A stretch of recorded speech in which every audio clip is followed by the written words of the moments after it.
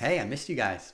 So I'm going to be doing something a bit unorthodox today. I'm going to be releasing two songs coming up, and this is the behind the scenes for the first one. So it is called You Don't Have to Die, and it's a song essentially from the perspective of Satan trying to tempt Jesus in the wilderness. And I'm going to kind of give him the best case that I can, the most persuasive case that I can. The lyrics themselves are dripping with references on almost every line, and I really encourage you to take a look at them and try and see how many of those references jump out at you. But I'm also going to release in the more info section like an annotated list that shows exactly what verses I had in mind, kind of a spoiler, exactly what verses I had in mind when writing the lyrics. I am going to use Suno AI to try and help out with the instruments and the vocals. And I'm going to do it in a style that I actually really enjoy. But I'm not sure if you guys will enjoy it the same. But either way, I think you'll really appreciate the symbolism that's found within the lyrics. Now, before I jump into the song too much, I want to give you guys an update on my life. You guys remember that cutie in the naturalistic fallacy video? Well, married her. And we also have a daughter now. So I'm a father, and fatherhood changes everything. It's really good. I also had that 10-year stint as an ethics professor, but have since retired from that and started my own business. So changing up a lot of everything. Only downside is I actually really miss making these videos. I feel super nostalgic actually right now. And I've really enjoyed chatting and arguing with you guys.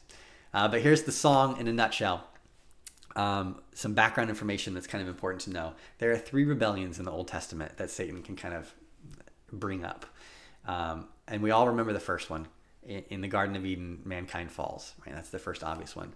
But there's 2 other ones, and one other features really heavily in the song, and that is at the Tower of Babel. The part we remember tends to be that there was a big tower, and that they tried to reach heaven, and their languages got confused. And the part that gets skipped over is significant from Satan's perspective. At that moment, God disinherits the nations, takes Israel as his chosen people. The other tribes and nations get put under lesser powers, delegated authority, essentially angels, and that later those angels start accepting worship and they rebel. By the time we make it to the New Testament, you have, oh, by the way, anytime the New Testament talks about principalities or powers, that's not talking about earthly people. They're talking about those same rebellious angels or spiritual forces in opposition to God. And when you get to John, you have Jesus saying things like Satan is the ruler of the world or the prince of this earth.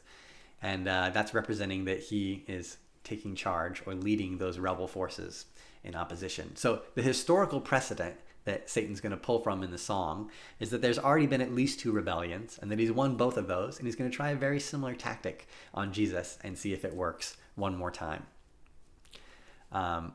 It takes place in the wilderness, and the wilderness is theologically significant too. It's basically like anti-Eden, like the place of chaos.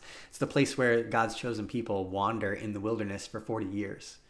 And it's no coincidence that Jesus fasts for 40 days and then has that confrontation with Satan in the wilderness also.